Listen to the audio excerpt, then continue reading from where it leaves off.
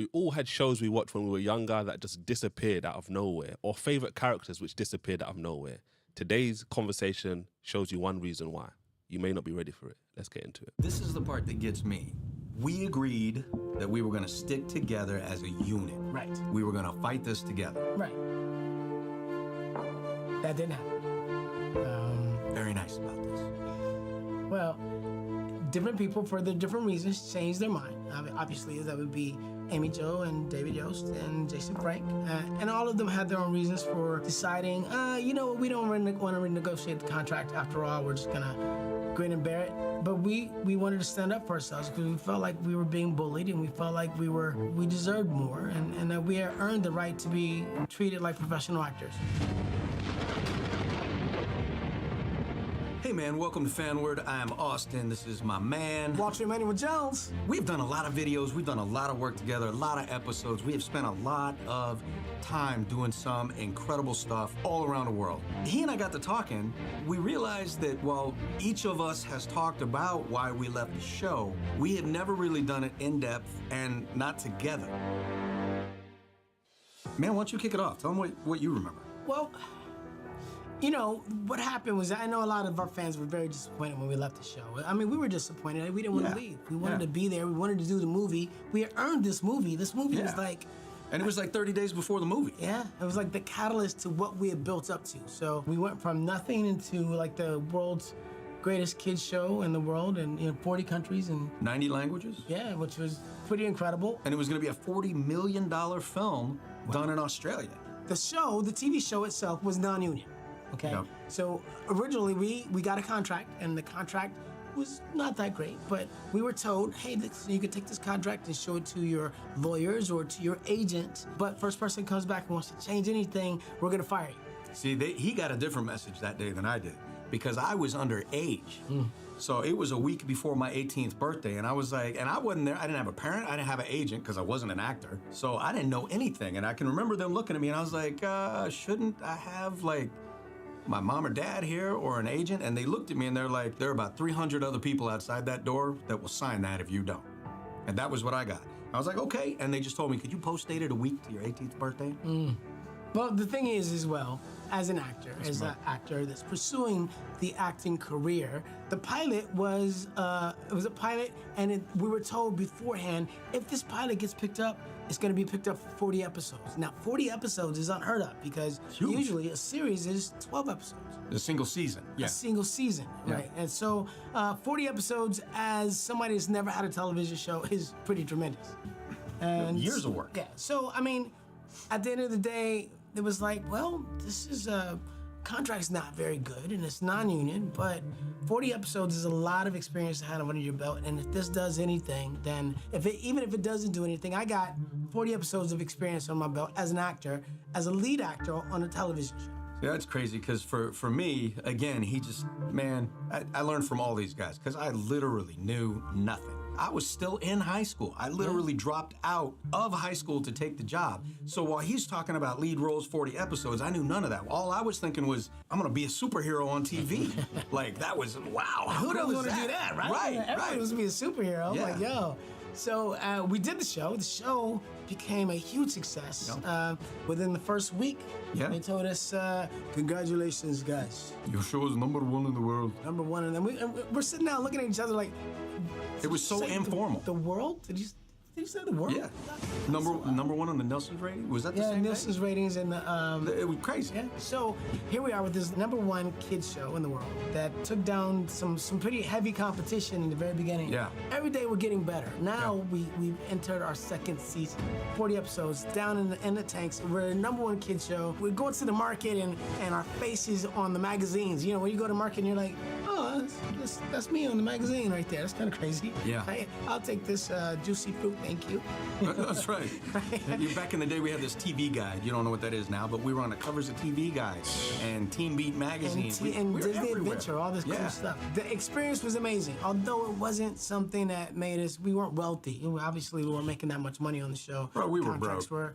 It was a non-union contract, so we weren't making a lot of money. It's not like we could buy brand new cars. I think we were driving our beaters for a long time. Eventually, in the second season, we were offered a contract to do a commercial, and with this commercial, we would get these free Suzuki sidekicks, Which were recalled later because they would flip over on their sides. Yeah. They're like, go ahead, you can have that. Exactly. You Go can have kill this yourself. car for doing this commercial. Now, as a SAG actor on a commercial, you might make anywhere from $30,000 to $45,000 for a SAG commercial Exhibit A. That's just payment. That's not that's the just residual. payment and residuals, and so that would be fair as a SAG actor. But again, we're non-union, not necessarily fair. But the idea for the cars was an incentive to do this, and we did it, and it was cool. The cars didn't turn out. We didn't get to pick our own cars. They just gave us whatever. It's Yeah. okay, we got 3 white ones. We got a. I remember the other I don't know colors. the other colors, but Yeah. I think we got a little paycheck. I don't remember what it was, but it wasn't big. It wasn't. What it There's was a supposed reason to we be. don't remember it. Yeah. So second season, we're doing the show and things are going well, but it was weird because they lowered the budget on the set. So the first season, our do you craft do that? service was like amazing. We had all this healthy stuff. Craft you know, service was like, where they set up all the food on set so you can go and eat and get coffee and drink.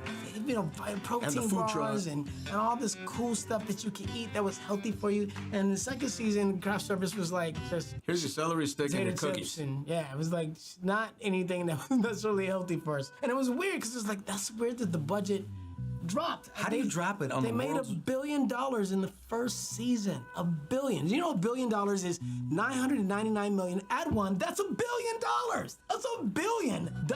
999 million. If you spent every day on a street corner handing out a $1 bill, you could not pass out $1 billion in your lifetime. You would expect that after all of the success of the first season, that we would get a big bump in the second season, but we did not. And you know, the show was successful and we had contracts and we were continuing to work and it was getting better. So it was like, yeah, we'll stick it out. So See where it goes. yeah, see where it goes. Give 'em a fake. We're here. We're in it to win it. It looks like everything's going great. I agree with all that. For me, I had people on the crew from behind the scenes, and they were probably talking to you too, all you guys. I mean, we all talked about it a lot. Yeah. But I can think I remember, recall this, yeah. I can remember a lot of the crew coming to me off camera, being like, "Man, you guys should go union. This should be. Look Exactly. at what they're doing. You guys are getting screwed. Blah blah blah blah." Because the crew, they were getting paid even crappier than we were. Right. It was really about helping everybody on the set just get what they're worth, man. Not get make rich. Yeah, exactly. Make it union, make it Yeah. fair. Because when you're in the union, what happens is there's rules that have to be abided by. If you go over a certain time and overtime, you have to be paid a certain amount. If you got over that, you get like twilight time, time. golden time. Yeah, you get, yeah. you know, so then you don't mind doing the work because, well, you're being paid. compensated for it. And what you make is according to what Screen Actors Guild was called normal. But what that does for the producers is it drives their budget up and they get Right. angry because now their margin's slim. But that's on a show that's not making a lot of money. On a show that's made $1 billion, you're not really supposed to worry about just giving people a bump and taking care of them. And that's in the first season. So second season, you know it's already doing quite well. Yeah. Basically, it was unfair. It was unfair to the actors that we couldn't afford a house. We still couldn't really afford a car. The crew too. You know, the crew as well. It was like It was unfair as a was he's being unfair. really nice about this. it was. It sucked. But we're famous, and that's cool. That is cool. That's cool because we had the advantage of having these amazing fans and getting loved up by all these kids, and we are satisfying. I mean, it was weird. That's the best part of the show. We didn't even get the toys. That was weird. Why didn't they give us the toys? It was like, Bro, do you remember the jackets on set? I still have mine. Yeah, I had mine, but I don't anymore. We had to pay for them. Because I had to move. We did. We had to pay for them. Yeah, it was like That was $75 for the Power Ranger jacket. That was for the cheap one. Like if you wanted the lambskin one, it was like $375 at the time. That was like half my paycheck per episode. Yeah, it was crazy. All of that being said, we're having a great time, but we know it's not fair. We know it should be union. We know that things should be better for us than they are. Yep. And then they came to us and said, guys, we have the most exciting news. 20th Century Fox is gonna do a movie about Power Rangers. They want to use all of you guys. And we've signed contracts already with all of you guys to be in the movie. It's gonna be amazing. There's gonna be new costumes. It's gonna be big. This big budget. $40 and so million forth, so on. film. Yes. And you get to go to Australia. Yes, it's gonna be amazing. But we gotta give you your contract. So we're like, all right, cool. That sounds All right, great. Yeah, this is awesome. We're thinking maybe we'll finally get paid. Man, And then we get the contract. It was a joke. The contract is for 3 movies, not 1 movie. That's right. It's for 3 movies, which means after being locked into a contract for 40 episodes, locked in for another contract for 40 episodes, and being treated unfairly for 80 episodes, now we're gonna do movies, and it's not just 1 movie, but it's 3 movies. So that means whatever I sign right now is law because I signed it. I can't renegotiate this because I wasn't able to renegotiate the contracts that I signed already. If I sign this right now, then that's what it is. To give you a little pre-story, of the original 5, before Tweet Tran came on board, there was a wonderful girl. Her name was Audrey Dubois. Yeah. And after the pilot got picked up, she knew then we were gonna get screwed. And she went to Haim Saban and was like, hey, this is jacked. You need to pay us more. And he fired her. Yep. And he liked her. Like, they got along. Yeah. And so we knew this. And now we're at a place where we're looking, I mean, I remember the numbers in that contract. I don't remember a lot of the detail, but I remember that. The numbers were not great at all. They were like, I mean, it was like for what you would make on a major film. I mean, and As a lead? As a lead. And when you think about a film doesn't take 2 weeks. A film takes months. I mean, like you're looking at 6 months, 8 months, a year to create this. So From beginning to end. from beginning to end, I can just tell you this: the initial movie that we were gonna shoot was under $20,000. How many days were I to work? That's stupid. And that's stupid. And then each additional movie was like a bump of maybe $6,000, if that. It was really unfair. So We're supposed to do that. it was ridiculous. It was like, okay, well, we're no longer the amateurs that we were when you first picked us up, before we had any name, before we had anything. Now we've created this show. We have a name for ourselves. We continue to create great product, and it's just not fair. As you guys should treat us like everybody else treats us. Everybody else should treat us like, oh my God, the Black Ranger, oh Zach. And they're like, you can still treat us like, oh, you're actors that have no experience. And that's not the case. Yeah, like we didn't just create the #1 show in the world. Well, not create, but we're the faces of it. We're the faces of it. We are the creation of our character. That's right. Yes. Basically what happened is we kind of got together and we said, this contract's not really fair. He's so much nicer about this tonight. Yeah. The least it should be is it should be unit. We're not asking to be, millionaires. We're not saying, hey, you gotta treat us special, but treat us That's right. like a professional actor, which is what we are at this point with 80 episodes under our belts. Yeah, I mean, you look at Seinfeld, those guys were making $13 million and they shot 13 episodes a year. That's not what we're asking for. And their shows didn't have our popularity. Yeah, not even, and we're not asking for anything like that. We're just make it SAG, make it union. So it's fair. And we all kind of get together and talk about it. And we're like, I think we should get a lawyer and have a lawyer look at the contract. As a group, we should go and renegotiate the contract. I was mad. I had a lot of people whispering in my ear, and I think they knew I was the youngest and I was probably the most impressionable, which I was. Walt was more level-headed, but Walt he had experience. He knew the system, so I really looked up to him a lot on this stuff. So you definitely handled it different than I did. But we got the lawyer. We got the lawyer. And then we went to everybody, and everybody agreed, yeah, okay, we'll meet and talk to the lawyer. And then one day we went into the set, and we were like, we got the lawyer, and let's make this happen. This is the part that gets me. Okay. We agreed that we were going to stick together as a unit. Right. We were going to fight this together. Right. That didn't happen. Very nice about this. Well, different people, for the different reasons, changed their mind. Obviously, that would be Amy Jo and David Yost and Jason Frank. And all of them had their own reasons for deciding, we don't want to renegotiate the contract. After all, we're just going to grin and bear it. But we wanted to stand up for ourselves because we felt like we were being bullied, and we felt like we deserved more, and that we had earned the right to be treated like professional actors. Even though they chose not to be part of it anymore, we decided to just keep running with it. We stayed the course. We stayed the course. And that was Twee Walter and myself. That was us standing up for ourselves, and I'm proud of that. yeah, me too. I wouldn't change Twee that. was. I wouldn't change that, and Twee was as well. And, That's right. And it was scary. I mean, I have to say, it's probably one of the scariest things I've ever done. Here we are on this hit show that we created, and I definitely don't want to leave. I definitely want to do the movie. This movie is We had to the walk. legacy of what we created. It was the pinnacle. It's the pinnacle. It's the like time, this yeah. is like gonna be the highest point of what Power Rangers has been thus far. With us all as a cast, it's gonna be amazing. Really disappointed that the other 3 guys chose not to go with us. Very nice. But we decided to stay the course. And in the process, what happened as we were trying to renegotiate the contract, and lots of things were said. Lots of things were said on both sides. The lawyers were going back Yep. and forth about, Do you want to do the movie? Can you do fewer episodes? Do you want to do this? Do you want to do that? Things are being negotiated. And there was a little more money thrown on the table in the process. Yes. But it was still a joke. So in the process, what happened was the other 3 that stayed were offered more to stay, and they had auditions for 3 new Rangers, which I wasn't really sure about. I don't think we knew, or maybe we knew. I think I found out eventually that they were auditioning for other Rangers. Yeah, they told us that they were going to start casting for the other Rangers. Yeah, We had reached a point where negotiations were just crumbling. We knew the other guys had cut a side deal, and we knew they were going to cast the other roles. And at that point, there wasn't much left in the negotiation. It was interesting though, because we started doing car shows. So right now we do Comic-Cons. Which also then we were pissed doing them off. car shows. Yeah, well, because now we were understanding our worth. And a day we were making what we would make. More than we made in months. And a weekend we would make what we would make an entire season, which was crazy. It was like, wait, we just made that in a weekend? Like Yeah, signing autographs, just signing my name? We were filling up, like, I can remember, I don't remember if you did the show, but it was car shows and other, like, county fairs, and we did, Yeah. I did one that was in an aircraft hangar somewhere, I think, in Oklahoma. It was a hangar, and the line was, I mean, we filled it up. People would wait in line for 4 hours to come and get their autograph.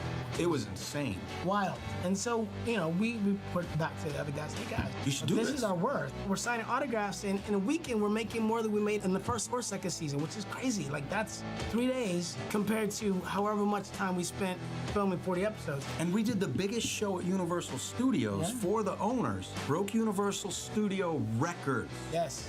Backed up the highway into downtown LA for 8 miles. Did we get paid? I don't recall, I don't think we got paid. There's another one we should remember. Yeah. If we got paid, why don't we remember it? Exactly. That's all I'm saying. Exactly, because when you Come on. fill up the stadium that Michael Jackson performs in, how much Madonna. are those tickets? You know what I'm saying? and Like, it was supposed to be one show with 1,000 people. It was like 4 or 5 shows in the it was like biggest 6 theater. shows, I think. Yeah. Yeah. But I think we had 30,000 people show up in the day.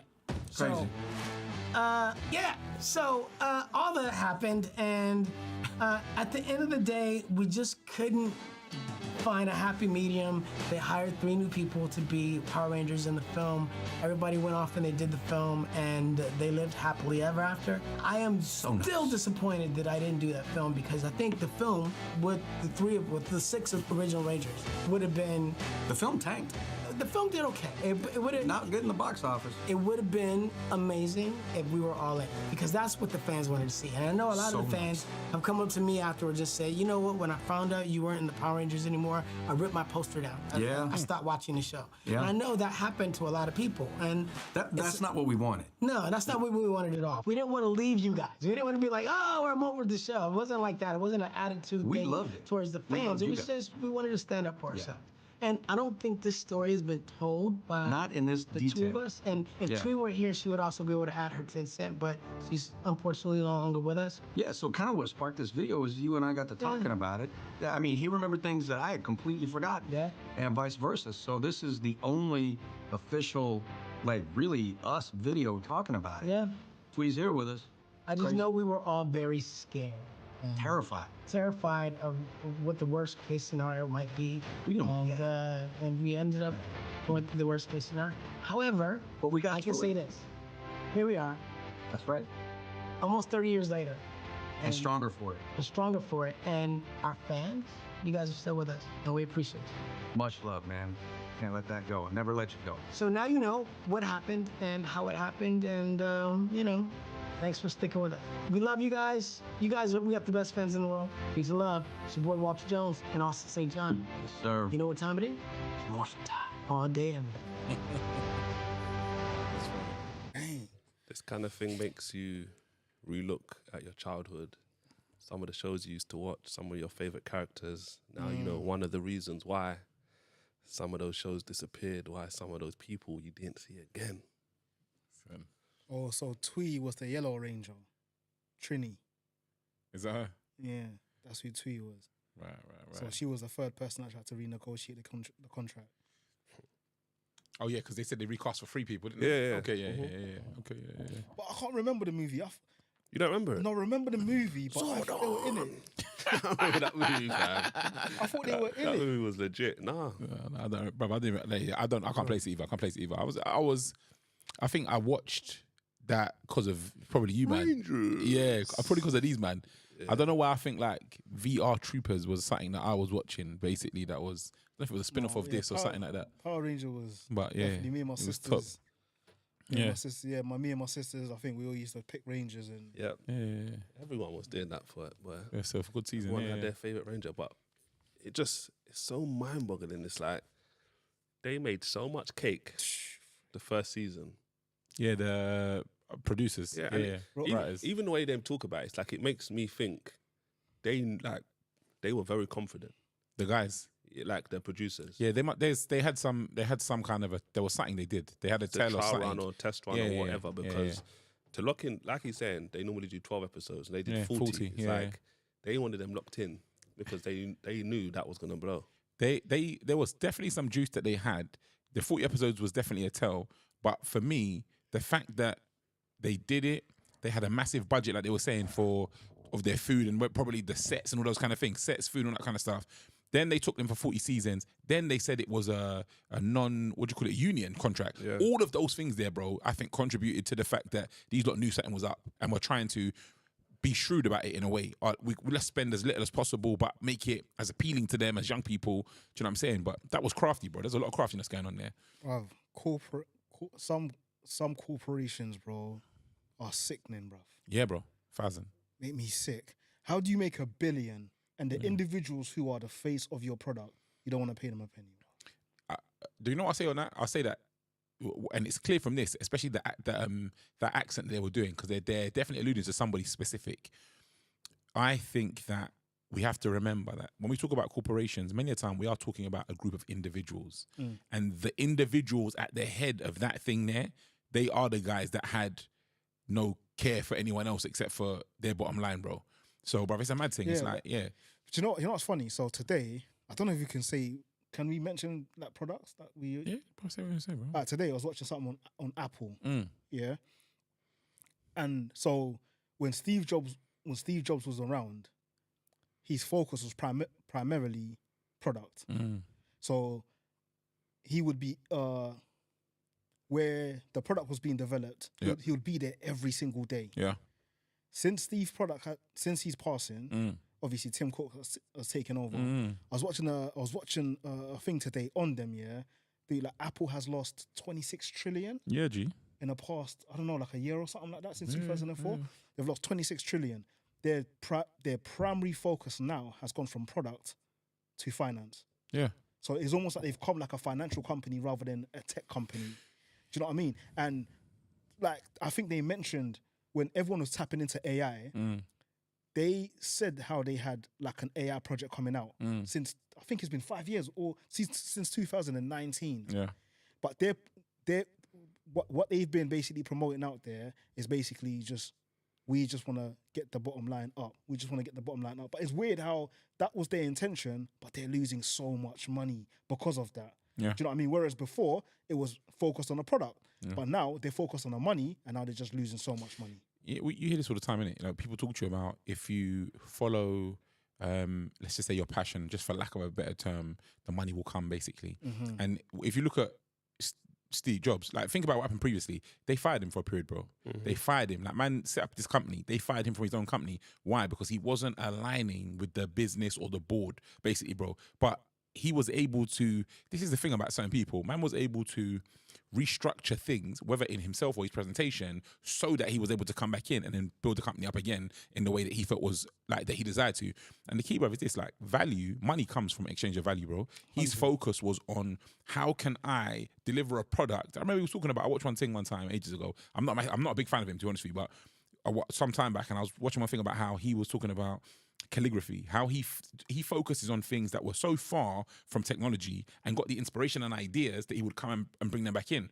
So, bruv, like just the way that things moved from those kind of very hard and rigid lines to the soft, the whole graphics and that stuff I'm into, like graphics and the kind of like the tones and the colors, bruv, the way he did that, it became more appealing of a product to people. The way he presented it, simplicity, beautifully, and those kind of things, bruv. Those are things that, on a psychological level, people desire and appeal to people. And sometimes some people don't even know that they like or want those things or they find those things attractive. But he, as you're saying, delved so deeply into the product lane that it became a desirable product for other people, whether they for reasons they knew or didn't know, bro. So that's the issue now. And when you're focusing on let's balance the book, let's balance this, all they're really doing, bruv, it's like they're dying a slow death. Because ultimately what happens is you focus on the numbers that you've got and not on how to generate funds in. Yeah, that was the thing that caught me off guard, because I was thinking, it's like you have the thing that makes you the money, Yeah. but now you're losing focus and you're no longer focusing on the thing that makes you money, but now you're just focusing on how you can get more money away from the thing that made you money. So I think something about how, so when Steve Jobs was around, they had never done a buyback. So buying back stocks from their shareholders, basically. They had never done that. And he never wanted to do that because he always wanted to have money in the bank. But now, since he's passing or whatever, like I think he got advice from Warren Buffett to do that, but he was like, no, I'm not going to do that. And when he didn't do that, Apple had made so much money after he had come back, after he had been sacked and then they took him back. Apple had made so much money. But the moment he's gone, now I think they had the more, I think 110 billion, if I'm correct, or million, I'm not quite sure. 110 M's or B's, I'm not quite sure. Yeah. But they had basically ended up doing that after he's passing, basically. Do you know what I mean? And it's just, I think, but the whole time, so I think the Apple phone, when it came out, they would increase the technology, so they'll give you a better technology, but it was worth the same. But they would, the cost was the same. Yeah. So $649 or something like that. Year after year after year, it was the same. But now they're not even changing the product, but they're increasing the price. Yeah, bro. It's crazy. Yeah, it's like what you see with certain corporations that do farming.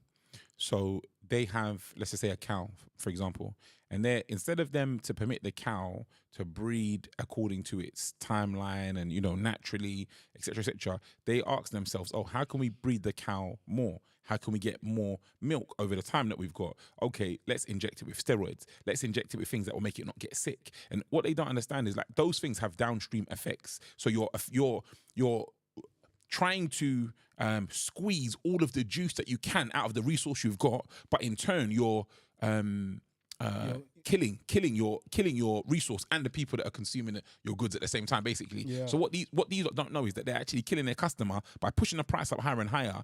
They now will put their obviously, Apple will always have diehard fans, but there are those who will start looking at prices and features. Oh, now this is $750. What else can I get for $750? Oh, and like they're pushing their people into a different bracket now, as opposed to innovating and causing people to be interested in innovation. That this is the truth, bro. Like, God has gifted each and every one of us uniquely. They no longer have the innovator who was Steve Jobs. There's no one. They didn't choose. They didn't see the value in finding someone to fill that gap, maybe in the same way.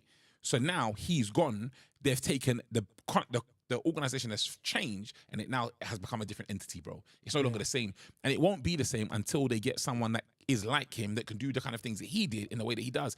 He's a bit of a maverick, bro. He was like, didn't conform to the normal business practices. And when you have someone or people like that, they then create those kind of returns or market responses that you don't get when you do things in that normal structured way. And there's nothing wrong with normal and structured, bro, by the way. I'm just saying there are different ways to manage things, and they've turned from what they were to something different now. So, bro, it's interesting, but watch that space, innit? Definitely. Funny enough, I watched that thing earlier on today before we came here. Well. So it's like watching this is like, it's very funny. It's just very, very weird for me. It's like you could be so money hungry like that that you forget the thing that makes you the money. In their case, that's literally the case. Like, they're saying, look, we're the face of your product. Come on. Like, because I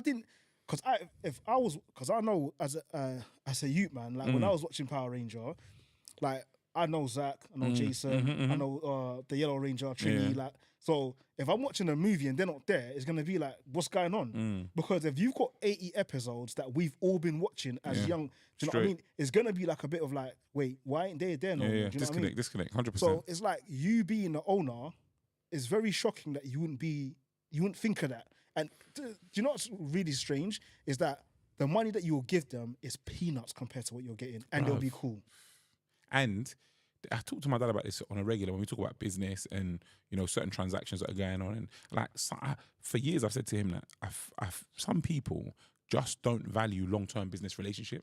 It's so sad, bruv. It's unfortunate. But what them man don't see is that, okay, you were boops in them for the first season. You bumped them, like you didn't treat them fairly. The second season, okay, you got away with it again. The movie's here, bro. Pay your dues. Let them get what they deserve. And you know what will happen? You may pay them a little bit more, but season 3, 4, 5, until the natural time of expiration of your product, everyone will be okay. But they didn't want that, bruv. And now, early termination. Like, man, them man was saying there, what the show, The movie tanked, bro. bruv. And then after that, what happened? What would happen to the show, bruv? Obviously, I think it was after that, maybe VR Troopers, all these other shows started coming out that were basically a mimic of that, but with people that people liked or wanted to see because they took away the originals. Yeah, it's crazy how money hungry people are, man. Yeah, obviously scripture says the love of money is the root of all evil, fam. Like, people just how many cars can you have at one time, bro? Bro, who's it says that? What's this guy's name? Or like, how many cars can you have at one time? How many shoes can you wear at a time? Like, how many houses can you live in? Like, at one point in time, like, bro, it's so nuts to me, bro. It's Peter J. Daniels. I'm sure it's Fire, my brother that put me onto him back in the day. But I think from some of these church conferences I was going to, but Fire really, took a liking to him. And Peter J. Daniels, bruv, I think they said he's the only guy that's had his own currency or something like that, bruv. He advises, man advises like, all these presidents and that. And he said that, he made that very statement, bro. And it's like a man who's got caked, bruv. And this guy started, I remember hearing his testimony on time. Man started as like a window cleaner, man. He couldn't, or started a window cleaning business, something like that. Man couldn't read, couldn't write or something. His wife that put him on or helped him or something like that.